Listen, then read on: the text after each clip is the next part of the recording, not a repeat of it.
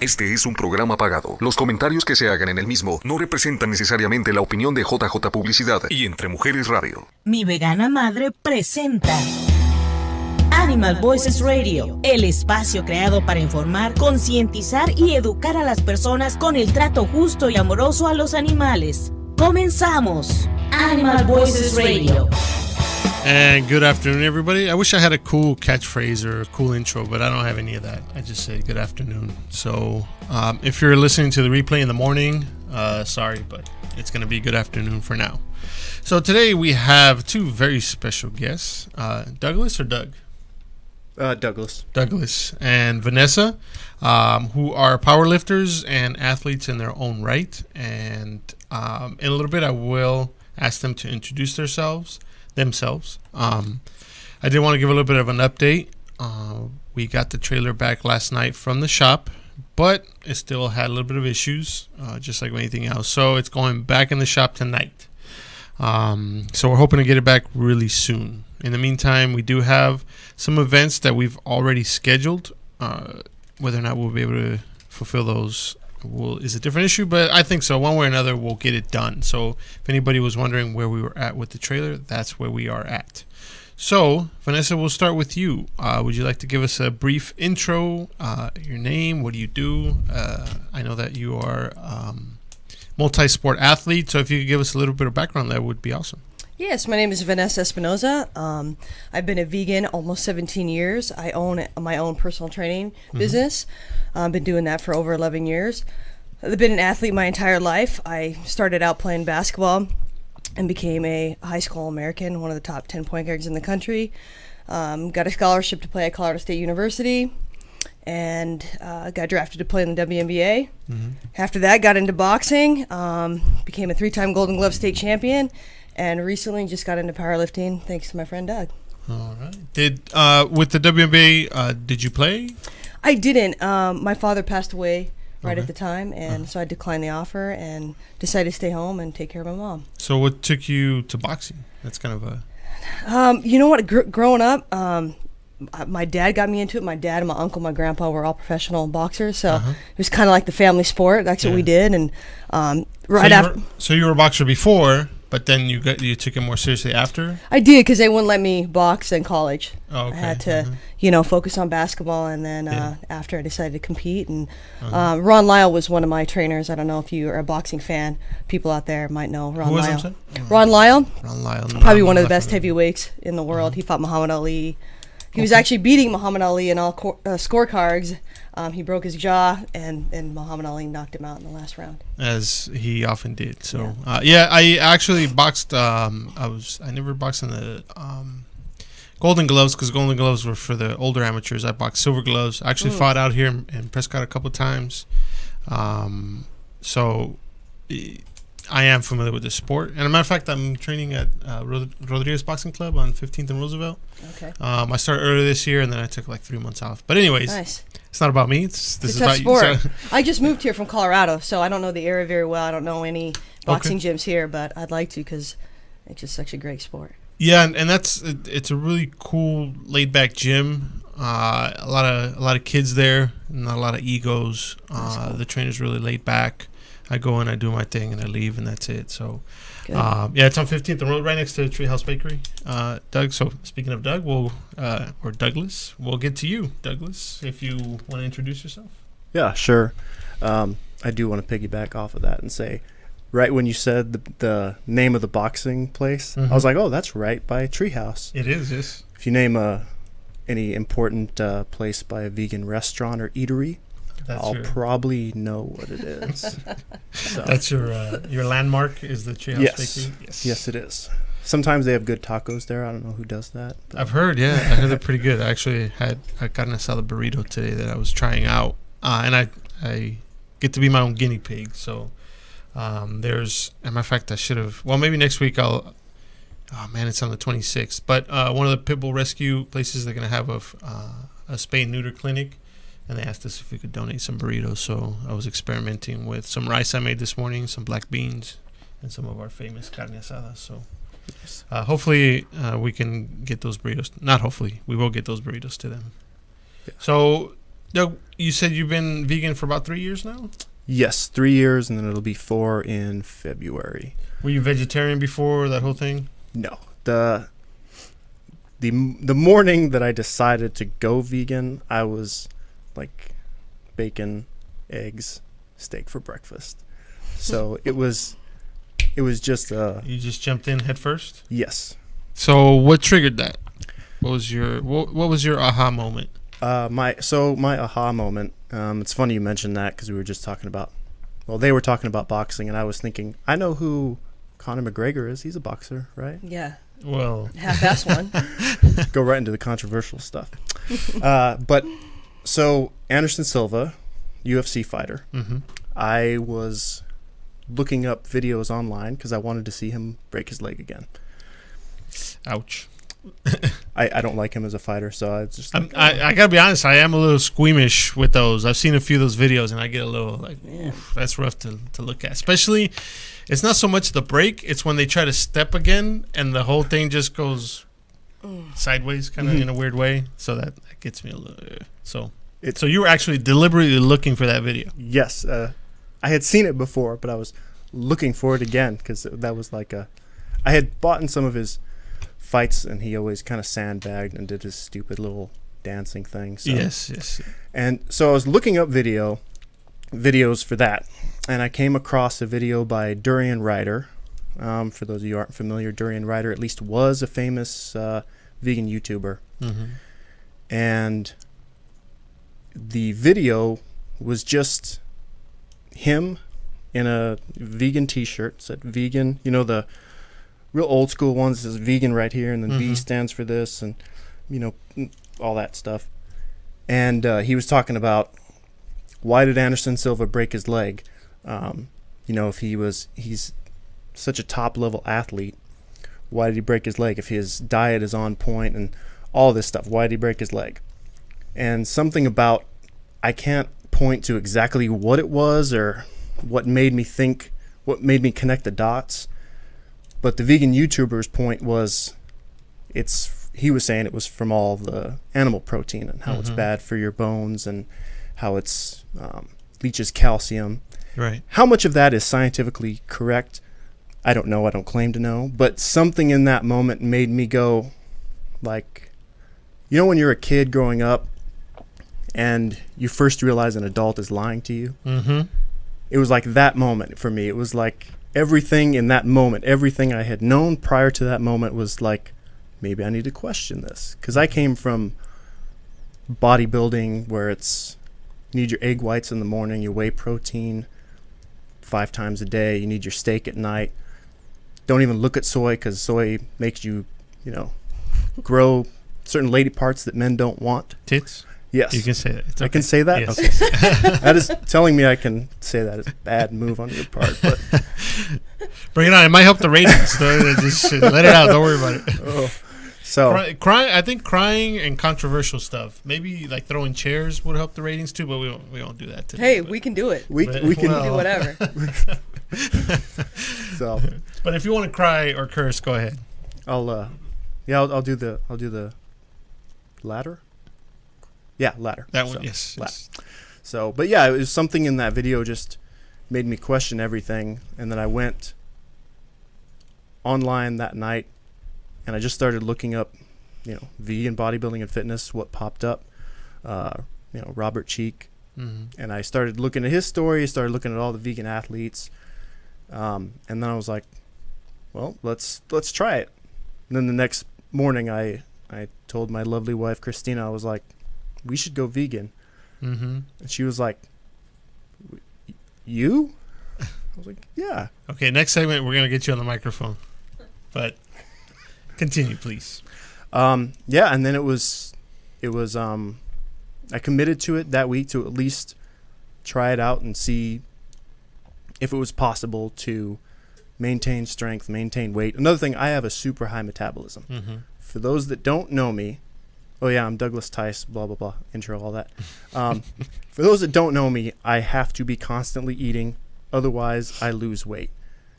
And everybody gives me stink eye when I say that, because I literally mean it. If I don't have enough calories, I will eat a whole pint of Ben & Jerry's vegan ice cream before I go to bed, if necessary. God, life's hard.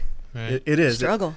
I know, just always having to cook my food in, like I have to cook it in oil. I have to. I don't have a choice. So, well, for me, when I first actually met you was at the farmer's market, and I remember Doug came up and he's like, "I'll take 20 tacos." I was like, "What? Like, who does that?" And he's like, "Well, they're not all for me." He's like, "Well, they're mostly for me, but." I was like, "That's a lot of tacos," and he kind of wiped us out. So from that moment on, I didn't forget him because it's like nobody's ever ordered 20 tacos. So from then it was just like, that's it, you're done, and you threw out all your animal products. Anything that we had, we finished, and we didn't have a whole lot because I mean, when you eat as much meat and eggs and dairy as I did, you know, I'm talking like I drank a gallon of milk a day for certain periods of my life, like a lot. So we finished it off probably within like 2 or 3 days. And then anything that was in the freezer or anything that we could give away, we gave away. Because I didn't, at that point, I didn't see the point in just throwing it away. Right. So Vanessa, that was your aha moment, just one of those random life things, video popped up. What was your reason, your aha moment, Vanessa? You know, I kind of stumbled upon it myself. I've been such an animal lover my entire life. And basically one day it hit me. I'm like, I love my dog so much, but I'm eating a steak for dinner. And just all the research I did and the horrible conditions that animals live in, the pain and suffering they go through. And it was easy for me after I did the research and, you know, it was basically overnight. I was vegetarian first for about a year and then became a vegan. So that's about how long it took me. I was about vegetarian for about a year. Eggs, most people are like cheese, but for me it was eggs, the hardest thing to give up. Sure, same here. Until I saw that one video where the little male chicks get thrown in the grinder, and I was like, oh, that's it. No more eggs for me. Yeah. So, did you guys feel, because I always get that question, do you feel better, or did you start to feel better when you became vegan, as far as just my health in general? I did, absolutely. It was, everything got better. I didn't get sick as often. My strength increased in the gym. My recovery was better. I became leaner. I looked better. My skin, my hair, everything improved. And that's what I want to show people and teach people, that you make that switch, and I'm telling you, your life, it totally changed my life for the better. So, Doug, for you? For me, the biggest thing that sticks out, if you can imagine going from eating, you know, almost half a dozen eggs for breakfast and nothing but steak, nothing but chicken, nothing but milk, your digestion is not very good, even if you don't realize it. Right. So that dramatically improved, and that improved other aspects because I could eat, 2,000 calories and then go straight to lifting. And it, you're a little bit bloated, because in powerlifting, bloated is beautiful, for those that don't know. But really? Why is that? Yes, I never heard that before. Mass moves mass. So the heavier you are, the bigger you are, the more bloated you are, the easier things are going to move. I thought mass in terms of your muscle, not in terms of just being bloated. You've never seen a powerlifting meet, have you? It's not really my sport, but yeah, I wouldn't recommend it. But okay. Bloated is a good term. So you'll see a lot of bloat. So. Okay. Like those guys with the big guts. Yes. Like they're real muscular. Oh, yeah. But they have that I was one. I mean, I don't watch it religiously, but like, who's that? C.T. Fletcher. Like, I remember I've seen some videos from him, because the video started going around about his magnificent obsession, blah, blah, blah. And, yeah, some of the videos of his early days as a powerlifter, yeah, he was really, really huge. So, yes. But we got about 1 more minute left, so we'll cut it here, and then we'll come back in the next segment, and we can continue the discussion. We'll be right back. Estás escuchando Animal Voices Radio, las voces de los animales por un mundo sin crueldad. Regresamos en unos minutos. ¿Sabías que es posible disfrutar deliciosa comida mexicana sin ingredientes de origen animal? Mi Vegana Madre. Rico, sabroso, auténtico, sin producto animal y con el sabor de México. ¿Te gustaría probar nuestros platillos veganos? Entonces visita nuestras redes sociales en Instagram, Facebook y en miveganamadre.com para información de los lugares en que estaremos próximamente. Mi Vegana Madre, promoviendo la compasión y cultura a través de la comida y la protección del medio ambiente. Hola, soy Ana Paola y quiero invitarte todos los miércoles a las 11 de la mañana que nos acompañes en el programa Nosotras las Mujeres por entremujeresradio.net, también por Facebook Live. Mujeres fuertes no son las que se derrumban, son las que se ayudan entre sí. ¿Qué pasa, Rocco? Ya sé, quieres ir al Lugar y Pet Salón a que te den un buen baño, corte de pelo y jugar con tus amiguitos. Me parece buena idea. Me gusta que ahí puedo aprender a cómo cuidar del pelo y el excelente servicio al cliente. Lugar y Pet Salón, cortando el pelo de tu mascota desde 1998. 7901 East Thomas Road, Suite 105, Scottsdale, Arizona. Teléfono 480-636-7087. 480-636-7087. Lugar y Pet Salón. Ya estamos de vuelta en tu programa Animal Voices Radio, promoviendo el respeto a los seres vivos.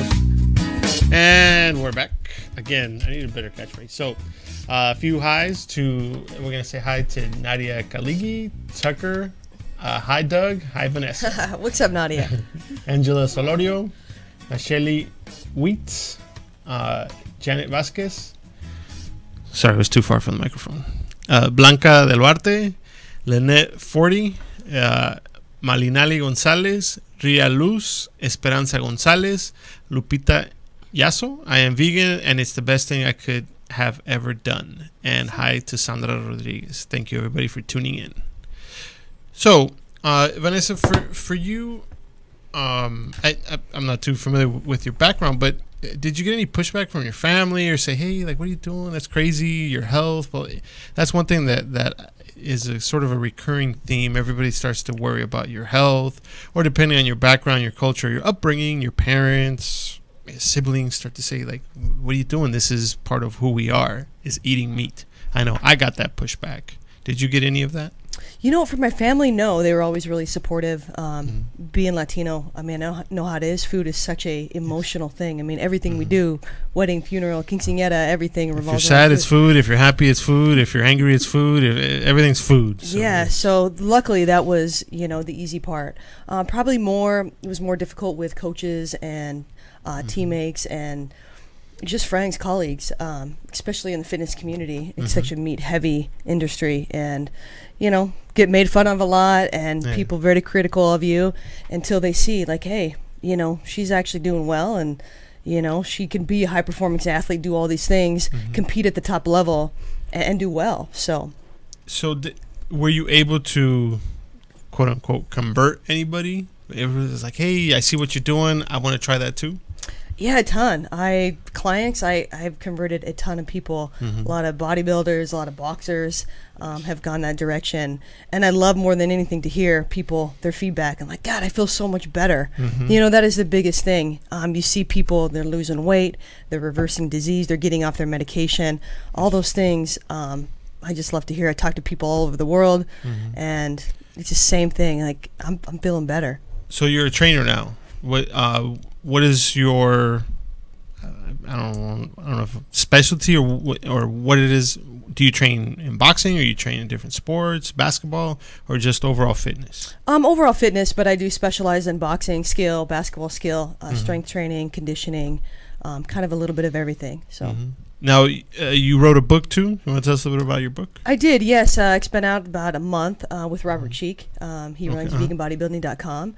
Our book is called Plant-Based Muscle, and basically it's about how we eat, how we train, what we do. And it's a great tool to help people, to get started, whether you're a beginner or an elite athlete. It gives you the tools to build a program, a fitness program, and a meal program.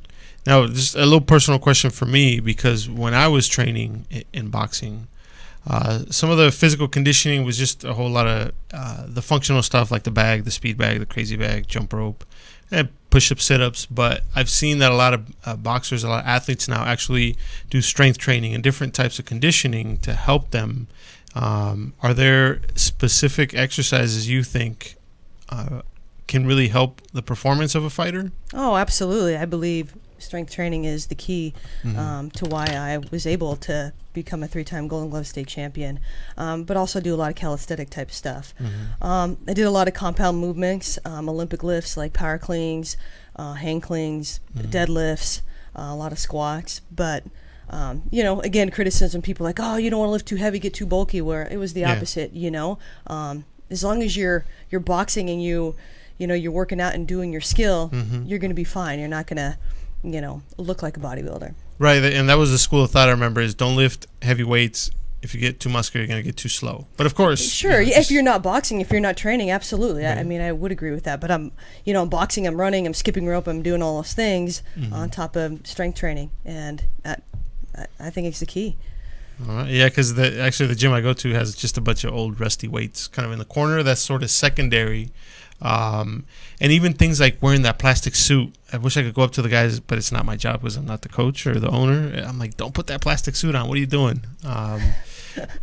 And, you know, you still see a lot of these old school thoughts and mentalities, and not just in boxing, and again, in different sports, and especially when it comes to eating, people have these outdated forms of thinking. They don't necessarily update. Like, who would think plant-based, you could still be a bodybuilder, you could still be a power lifter, you can still be a high-performance athlete off of plants. You know, again, people think meat, dairy, and all these high-protein stuff, especially in animal products. So I wanted to talk to Doug, to your wife. I'm sorry, your name? I need to write it down. Christina. Christina. Yes, sorry, Christina. So, Christina, when Doug said, I want to be vegan, what was your thought? I was happy, but I was a little dubious at first, just because of his eating patterns at the time. But I knew he had the compassion to follow through, and he has ever since. So was it something you're like, yeah, let's do it, I'm on board, or you're like, well, I'll let you do it, I'm gonna sit over here and still do my thing? It was something that had been creeping in the back of my mind for a while, and I made all the dumb excuses like, oh, well, maybe this and that, and oh, I'll do that eventually. So it was kind of nice for me. It was refreshing to be like, yeah, let's do this together. So yeah, for me, and it's interesting because as a guy, whenever I tell people I'm vegan, especially among other Latino men, like, oh, is your wife vegan? Yes. And they just smile like, oh, she must have forced you, or they'll flat out say, oh, she forced you. I'm like, no, she didn't force me. This is a personal choice. Nobody can force you to do this. But two, you know, it just happened that our journeys sort of coincided. She was maybe a month or two ahead of me, but we were both on this path together. So it's always awesome when you have a couple, because I've met people where one of them is vegan and the other one's not, and it can always be challenging. So it's always good. So did you have an aha moment, or you just kind of were going with the flow? I don't know if I had one moment, but for me, it was when we adopted our dogs. They all came from kill shelters, so I became very outspoken and adamant about, I guess you could say, dog or cat issues, like, oh, adopt, don't shop. You know, we have pit bulls, so I was very pro all breeds are good if they're trained right, and the hypocrisy is hard to ignore. After a while, you're like, if you really love animals, like, you should love more than just dogs and cats. So right, and that's one thing, because I never loved animals before. Like, I didn't. My dad was into cockfights and the ones with feathers, not the. So, so I was gonna say now we're talking my speed. That's a whole other. No sword fighting here, but I was on submarines, so you know. So, and well, actually, I wanted to touch on that, but so to me, animals were just sort of objects. I didn't really have any feeling in one way or another. And when I did love an animal, I was like, I continue to contribute to the suffering. So for me, I have a tough time understanding people that say, I love animals, I love dogs, I love cats. But I'm like, how can you do that? But anyways, that's my own personal thing that I don't understand. But you're saying you were in the Navy? Yes. So basically all-American boy, meat, potatoes, weightlifting, hyper-masculine sport. and then boom, you go vegan. Any pushback Yes. from your end of things? Well, a little star on the All American Boy. I actually grew up in Douglas, Arizona. Douglas from Douglas, Douglas from Douglas. right next to Agua Prieta, Sonora. Uh-huh. So I've been there actually. you have? Yes. I've been Bisbee. I've been to Douglas, Sierra Vista, San Luis. Anyways, it's not about me. It's about you. I'm just happy anytime I meet anyone who's been to Douglas, because most people are It's like, a small town. "What's I stayed in the historical hotel. Gadsden?" Yes. Yep. Yes, that's a cool. But other than that, there's not much there. There's not even much in the Yeah. Gadsden itself. So No, it's just cool because it's historical. But again, other than that, it's not too impressive. no. But No. so Yeah, so my family did. Actually, it wasn't too much my family. There wasn't too much pushback. I did get pushback from friends that I had no idea it was coming. Like, I was already into powerlifting. I've been into powerlifting since 2010. I started bodybuilding when I was 14, so I have friends that do all that. And I never got any pushback from any of them. Who I did get pushback from was a group of female ex-coworkers, and it was on Facebook. And I remember, like, a week in, they posted this stupid dumb shit article from T Nation. It was like, veganism is a huge missed steak. You know, mistake, but missed steak. Haha, I'm so boom. clever. Yeah. And it was just a horribly written article with no scientific backing at all. And it was funny because these are the same people that back when I was in the military, I'd be like, hey, I'm going to go take a smoke break, cigarettes. I'm going to go smoke cigarettes. Oh, okay. Have a good. Hey, I'm going to go out drinking tonight. Oh, cool. Oh, I'm going to go lift weights. Oh, cool. But like the second veganism was involved, it was like, but you're going to die. Yes. But you're going to drop dead of no protein and vitamin B12. So that was definitely an interesting moment. And I kind of saw like there's going to be there's potential for a lot of pushback on this. That's why to me, those memes, like, I don't often tell people I'm vegan, but when I do, everybody becomes a nutritionist or whatever. Exactly. So this is people on the radio aren't going to be able to see this, but you guys can see a picture of me from a few years back. And I tell people I was about 270 pounds. Oh, I guess let me turn up the hang on here really quick. Let's make this brighter so people I'm not too proud of that, but there it is. Hopefully my cousins don't send me like a nudie picture and it pops up on the screen. What's your number? Showing this right here. But I was about 270 pounds, and I always tell people when I was eating like an animal, when I was eating like an asshole, nobody said, hey, take it easy. Like, what are you doing? Right. When I say, I'm going to eat this steak, like, yeah, you're awesome. Hey, I'm going to go have this, drink beers. Hey, you're awesome. And then I'm like, hey, I'm not going to eat animals anymore. What? Are you crazy? Would you turn gay? Like, there's all these misconceptions. Right. You're like, what are you talking about? I'm just, I love animals and I don't want to hurt them. And then I always tell, like, look, do I look like I'm malnourished? I'm obviously not going to drop dead. My mom was, first, she was in denial. She'd still cook and try to feed me meat and cheese. And then she was angry. She's like, I'm not going to cook anything for you because you don't eat anything. And then finally some acceptance. But she went through the 3 stages.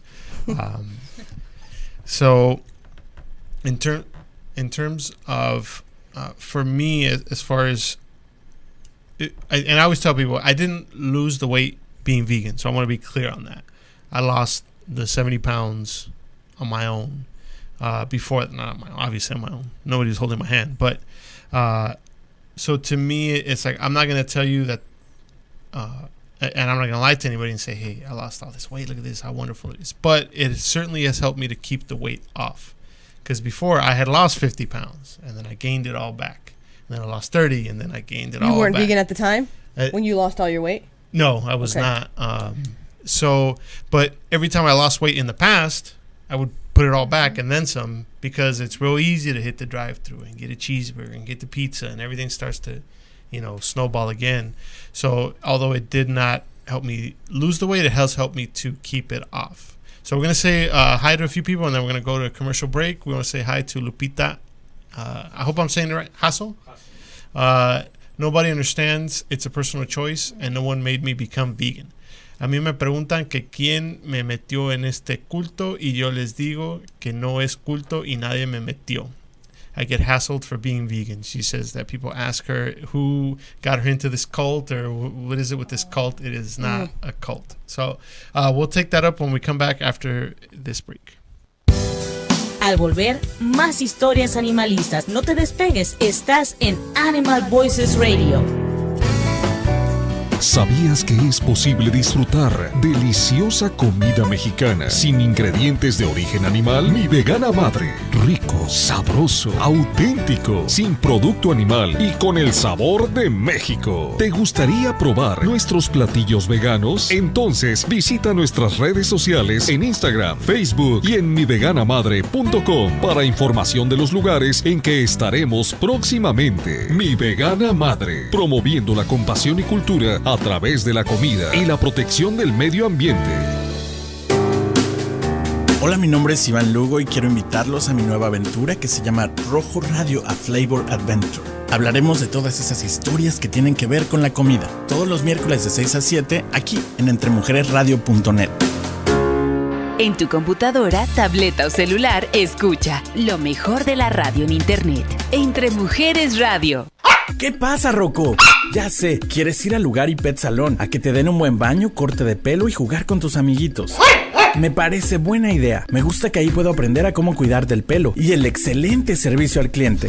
Lugar y Pet Salón, cortando el pelo de tu mascota desde 1998. 7901 East Thomas Road, Suite 105, Scottsdale, Arizona. Teléfono 480-636-7087. 480-636-7087. Lugar y Pet Salón. Gracias por seguir en conexión. Estás escuchando Animal Voices Radio. Para la oreja, más información en este segmento. All right. We're back. How's my hair? Hopefully it's good. I didn't even have a chance to go to the bathroom. So, where can we find your book, Vanessa, if people want to check out your book? Yours and Robert's book.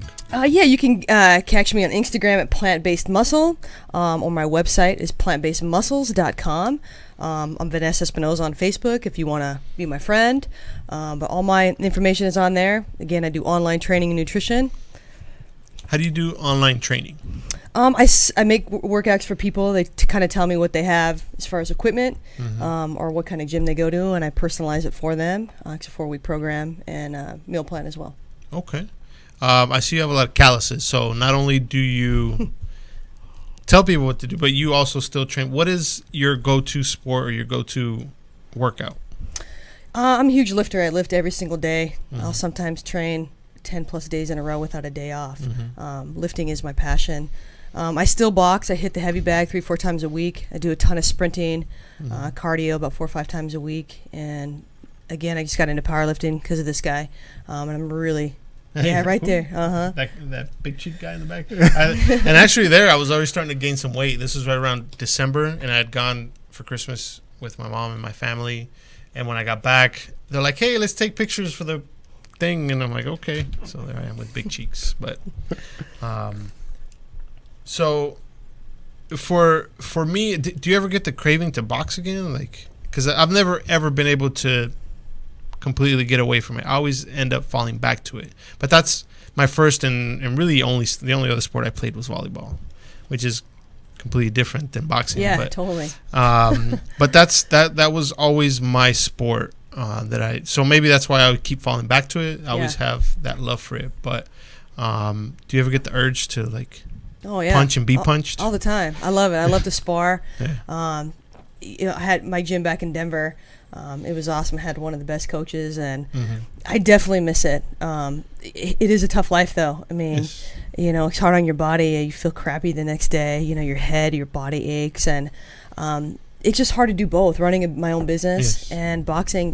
Boxing is a full-time job, and I just couldn't do it. It was too much to do both. Yeah. Did you ever try to go pro? I thought about it, and that was the next step. But again, it just was like, I was doing really well in my business, and the money's not there. That's the thing. I mean, you get the crap beat out of you for nothing, and Yes, that's true. And unfortunately, in women's boxing, I remember when I got into it, like the coaches didn't even want women in the gym. Yeah. Like what are you doing? You know, this isn't you. You're just here to pick up on guys. Like, no, they just want to box like everybody else. My coach was actually pretty open minded about it. The other coaches were not. But Christy Martin was one of my all time favorite boxers. I mean, I loved her. She was awesome. So to me, you know, boxing is boxing, and if you have the skill, it doesn't even matter. But yeah, to me, that there's something therapeutic about getting punched in the face or punching somebody in the face. I totally agree. So, I love it. Bring it on. Did you ever get your nose broken? You know, I have been playing basketball, not boxing. I actually got hurt way more playing basketball than I ever did boxing. They throw a lot of elbows, so yeah. Man. Yes. So Doug, for you, you have any books or anything you wanted to plug? I don't want to gloss over that. If you want. I do want to mention my powerlifting trainer. His name's Scott Shetler. You can look him up, Scott Shetler, plant-based something or other. All right, and for something like that, you know, I've never done really a whole lot of weightlifting, but you figure it's powerlifting. You just lift really heavy stuff, but do you need a lot of training? Yes. What goes into powerlifting as far as training technique? I'm sure, you know, everything has its nuances. Everything, any kind of sport you do, but it's not just bending over and picking up really heavy stuff, right? If you're looking at it at face value, you could say that, oh yeah, it's just picking up heavy stuff, and it is. But if you look at it like that, then boxing is just punching people in the face. Like there's a lot of that goes into it. In powerlifting, it's squat, bench, deadlift, in that order. You have 3 attempts at each. And each lift, you have 3 judges watching you. You have to get a majority of judges passed, which means 2 of them have to say it was a good lift. So there's lots of small nuances. Like a bench press isn't like how the bros bench in the gym, where they just the bros they just drop it on their chest and bounce it. No. You gotta bring it down, hold it, wait for them to say press, and then bring it up. So there's a lot of training involved with just training yourself to lift very heavy weights that scare the shit out of you. And it's okay. And but you have to be terrified for your life sometimes, but still be able to listen and go, wait for them to say press, wait for them to say rack. Don't move your butt off the bench, don't move your feet from this position. So there's definitely a lot of training that goes into that. So how do you get stronger other than just putting more weight on the bar? I mean, is there a way to build your strength that, obviously you eventually do have to add more weight, but is it reps? Is it like what?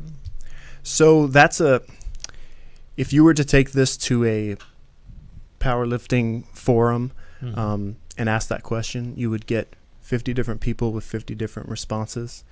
So it's the method that I follow is basically you train your weak points. So you identify, okay, I'm stuck at a 500 squat because my back gives out after 500 pounds. Train the lower back, and you focus on, just nailing the lower back with reverse hypers, good morning, stuff like that. So it's basically, I think the most successful powerlifters focus on what's your weakness, training that weakness, and doing enough volume on the main lifts, the squat, bench, the deadlift, to be able to get strong with it, get comfortable with it. The way that I trained Vanessa was different than how I would train anybody else, because she's already strong as shit. Just strong. She already has. I don't know what her weak point is because I haven't found it yet. But for her, I just had to teach her, this is how you squat for competition. This is how you wear knee wraps. So in powerlifting, there's knee wraps you wear. Yes, I've seen. And they hurt. It's like my worst nightmare. Yes, she said she'd rather get punched in the face. Oh, any day. Than wear those. Any day. They hurt when you put them on. They hurt when you actually squat. Because I imagine that when you bend the knee, the wrap probably hurts, or it just hurts all the way around. It just hurts all the way around. I think he just do it to piss me off, but wrap it as hard as he could, and it's painful. I mean, it literally, like, I could almost cry. So what happens if you don't wear this wrap? Because I've seen it. I'm like, is your kneecap literally going to pop out of your knee, or what? So there's there's two different classes in raw powerlifting. I don't want to get into that too much, but one of them, they don't let you wear the knee wraps. And I would never compete like that because I've seen more knee injuries happen without those knee wraps. So to me, and people have told me the same thing about boxing. Like, why would you voluntarily do something where you get punched in the face? Or actually, the only time I've ever been knocked down, I got hit right in the gut. It wasn't even to the face. So it's not always just getting hit in the face that hurts. It hurts getting hit in the gut too. Yeah, way worse. But why would you put yourself through something where your knee could literally bend backwards or bend in ways it's not meant to? Why do that? For the love of the sport. Yeah. You know, same reason, you know, you love boxing. I mean, you know, he loves it, and is it's it a you know passion. when you compete in a sport like in a team sport like basketball or in boxing, it's me against you, but in powerlifting you're not necessarily, I mean, it's competition, but you're not going to lose against somebody in a hand-to-hand or a one-on-one or something like that. Where's the personal satisfaction for you in that sort of competition where really you're just competing against yourself? It's just that. It's really, especially, there's super strong fuckers out there. And you're good. I mean, there's just cock strong people out there. And you're never going to be stronger than them. Cock strong. That's really strong. Even mean? Wow. So very strong. Yeah, Yes. very strong. So the visual you get to see it on the replay. What that? But and so you're more than likely you're never going to be the strongest. So the satisfaction is you are getting stronger as time goes on. You're getting stronger. This competition, like I can look 2 competitions ago, I did a bench press where my top was 319. And then this last one that I did, I benched 341. And you just see your lifts grow. And I know 20 pounds doesn't sound like a lot, but once you start getting over a certain layer, even 5 pounds up is like a huge, you know. And then the other part is I have to lift weights because it is the only form of therapy or what's that stupid word they use in yoga? You're all like Namaste. He's not. Yes, it's the only form Zen. of. Yes, it's the only form of mental peace that I get. I'm with you. Yeah, Totally. Just when you have, 500 pounds on your back, that's all you're thinking about. You can't pay your bills right now? Doesn't fucking matter. You have 500 pounds on your back. You can't focus on anything else. Otherwise, otherwise bad stuff happens. Yeah. So kind of getting back on how all this relates to veganism. Do you compete with other, I don't know what you would call it, clean athletes, vegan athletes, or is it just kind of because we had Will Tucker here, and he'd mentioned clean in terms of performance enhancing stuff, but is there like a special vegan category? No. The last competition me and her did, me and her were the only vegan athletes there. She was the strongest female, and which is no surprise. By the way, in competition, what did you squat? 319. 319. She weighs 132. She benched 226? She benched 226, and she deadlifted, was that 380? 385. 385. Well, it definitely beats. I think I can, bench press like a couple of 45s. Not a couple of 45s on each side, a couple of 45s total. That's about as strong as I am. But yeah, she was the strongest female, and just as luck would have it, I ended up being the strongest male lifter there, too. Which It's not luck. You're right. I was gonna say, No. You didn't just show up and stumble upon it.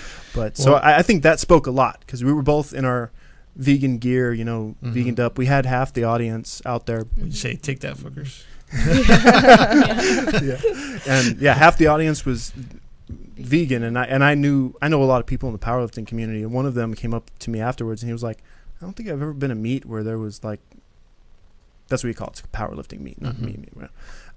Where there was a vegan section, and they were the majority. So yeah, that's right, representing. So we're gonna say hi to. Well, actually, we're not gonna say hi to anybody. We're just gonna mention a few of the places where people are listening in to us. People from Arizona, Sonora, California, New Zealand, Peru, Indiana, Colombia, New Jersey, Nevada, and Arkansas. So we are officially international now.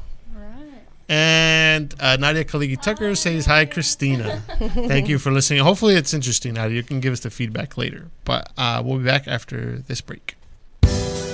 No te muevas. Más información con los expertos en Animal Voices Radio. Regresamos.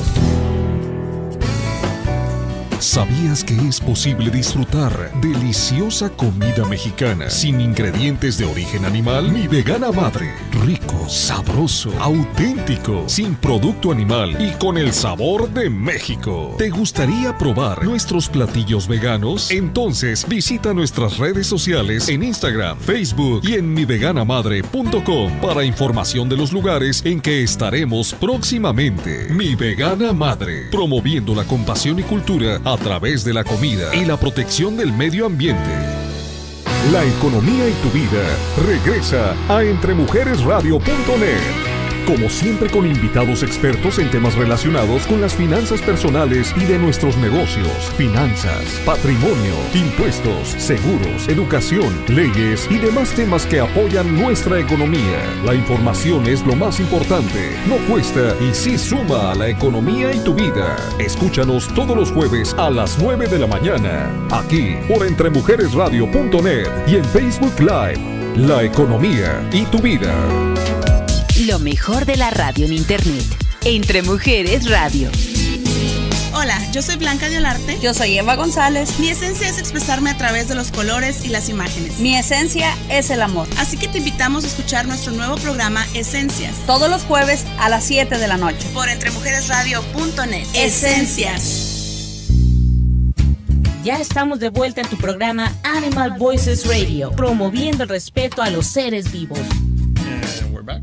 Hello, everybody. Thank you for hanging in there for those of us that have been with us from the start of the show. Not the start of the show from months ago, but the start today. So, anything else you guys want to talk about? I'm going to leave this section open.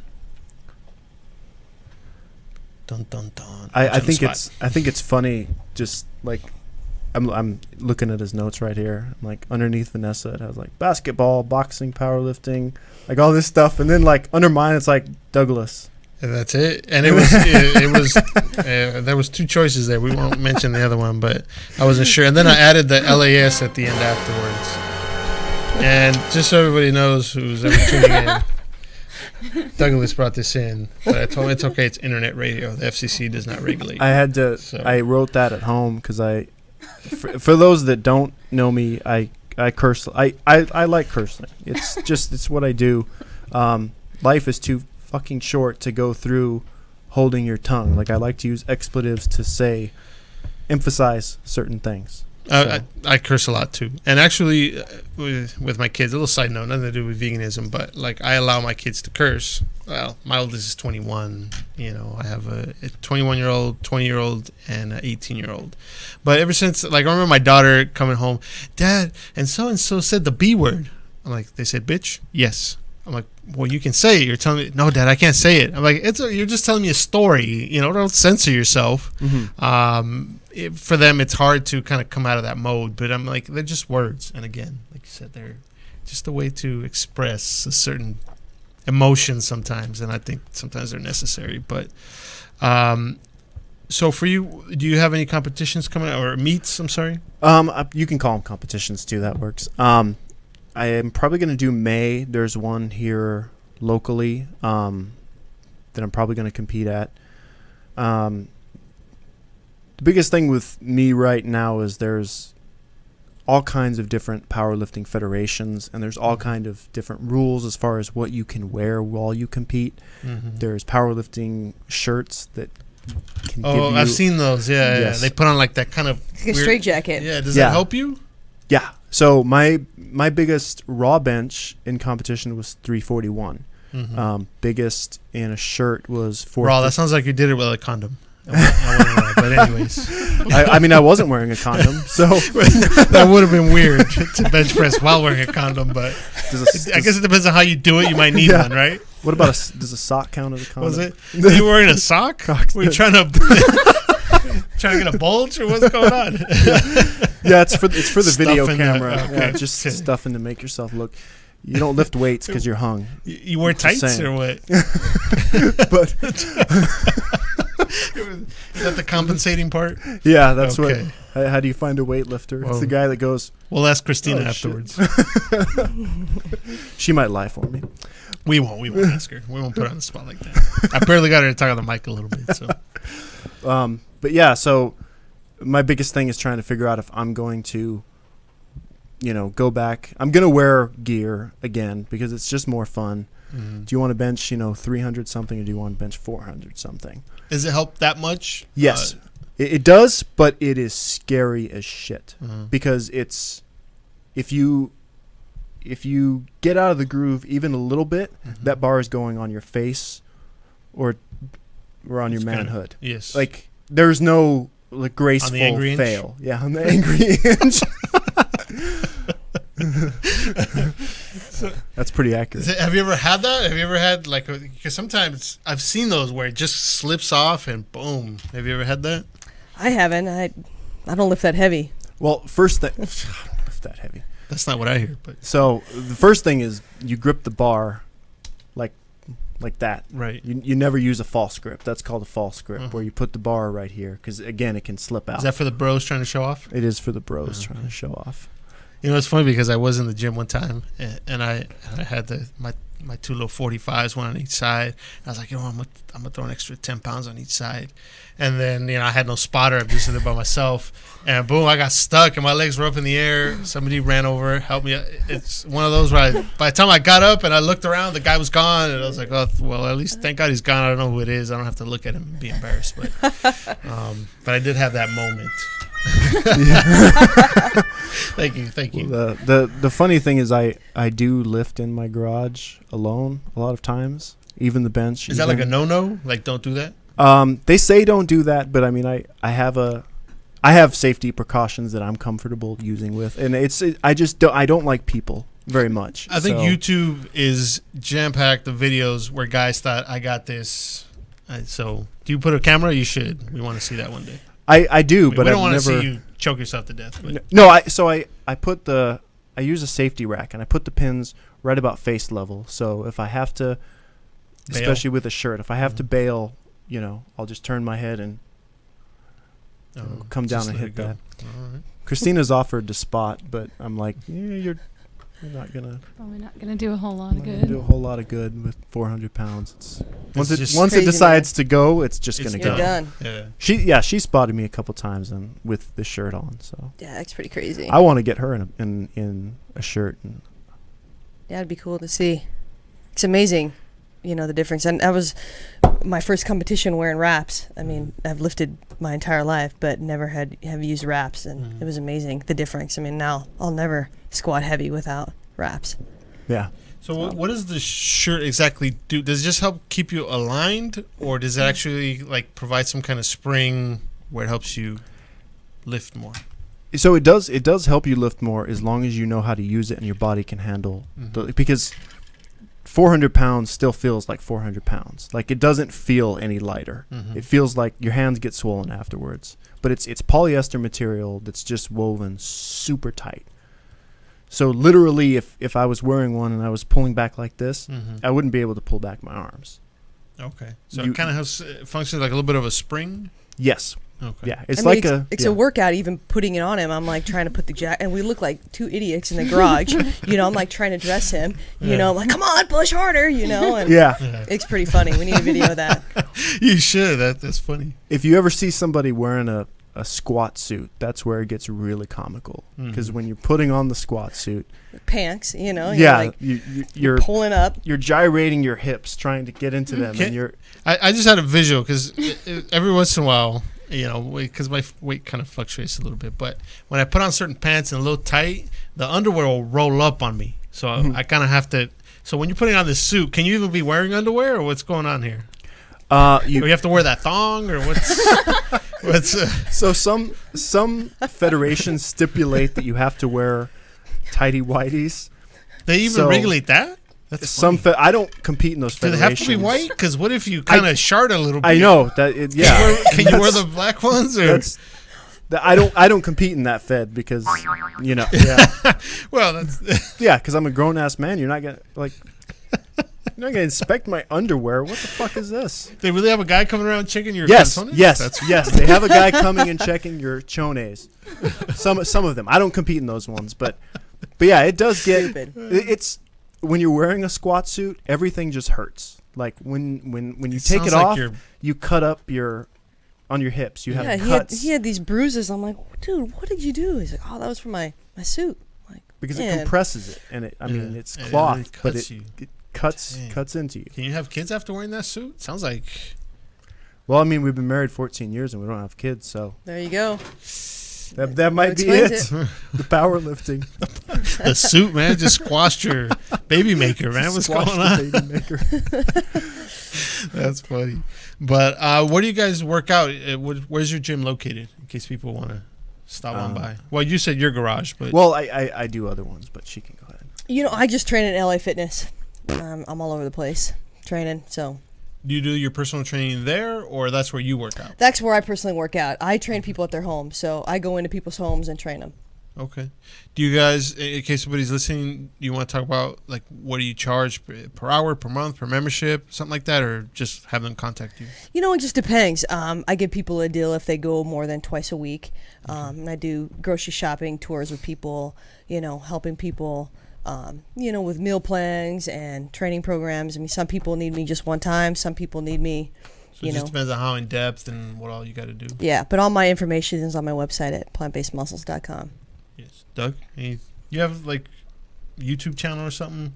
It seems like you probably get a lot of people tuning in. I know. He needs his own radio show, I think. I've done an interview with you on your YouTube channel. Yeah, he's on, my YouTube channel. I do. It's just Douglas Tice. If anybody wants to see a extremely average lifter lift, you can always go there. Okay, is he being modest? Yeah, very. Yeah, okay. Now, I heard that you said you started at 14, and another one of those conventional wisdoms that it's going to stunt your growth. Yeah, that was a big thing back then. Was it's going to stunt your growth, and I think my mom was kind of concerned about that, but I didn't really care. I wanted to be bigger. Mm-hmm. Because Arnold was 15 when he started training. Yeah. He's like 6'3". So yeah.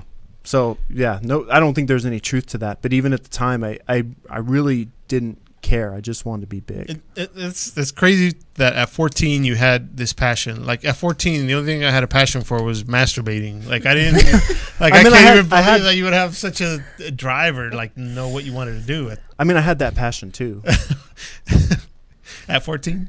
Yeah. I think. Dang it, we got 2 minutes. I'm telling you, man, we're running out of time. I know. And we have about I think 2 or 3 more shows, and then we're gonna go on hiatus because the busy season is coming, and we have to dedicate a lot more time to the food trailer. So after the season slows down, we'll definitely be back, and we would love to have you guys back. This is the part where we start saying our goodbyes, and the Boyz II Men song will come on a little bit. It's so hard to say goodbye, but this has been a lot of fun. I wish, again, we had at least another hour to talk more about this stuff.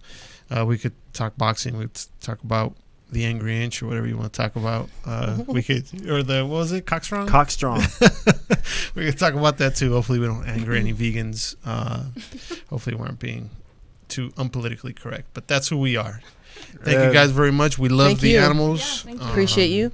And thank you guys. I think we're getting the goodbye sign. So we'll see you guys. Thank you for tuning in. Thank you. Esto fue Animal Voices Radio, con pasión, cultura, sustentabilidad, amor y respeto por la vida animal. Te esperamos en nuestra siguiente emisión aquí por entremujeresradio.net.